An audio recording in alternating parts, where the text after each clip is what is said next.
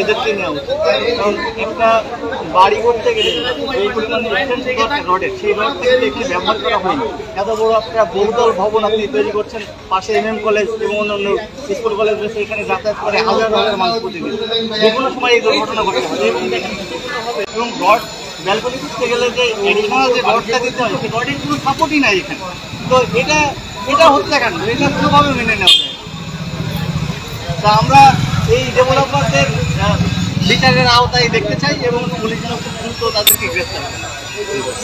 এখানে 2 ইঞ্জিনিয়ার এবং 1 লেবার এরা বারান্দায় কাজ করছে। হঠাৎ করে যেহেতু শাহাবুদ্দিন রোডে ড্রেনের কাজ হচ্ছে, আমরা এই রোডটা এখন যাতায়াত করতে হয়। হঠাৎ করেই বিকট আওয়াজে এটা ভেঙে পড়লো এবং স্পটে 2 জন ইঞ্জিনিয়ার এবং 1 জন লেবার মারা গেছে। আর এরা এত বড় একটা বিল্ডিং করতেছে, এখানে হাজার হাজার লোক চলাচল করে, এরা পৌরসভার কোনো নিয়ম নীতি মানে না। আর এইটার মূল যে ডেভেলপার তার নাম হলো building for future limited.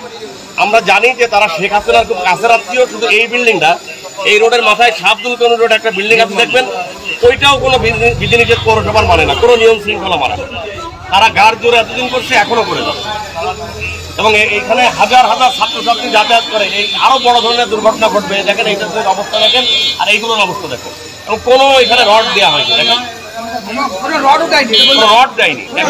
Rod দিলে দেখা হয়ে যেত, ডিরেক্ট ভেঙে পড়তো না।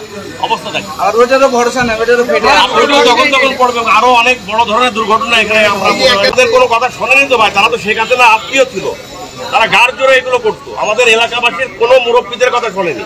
এই বিল্ডিং এবং ওই বিল্ডিং আমরা হাজারবার তাদেরকে বলেছি।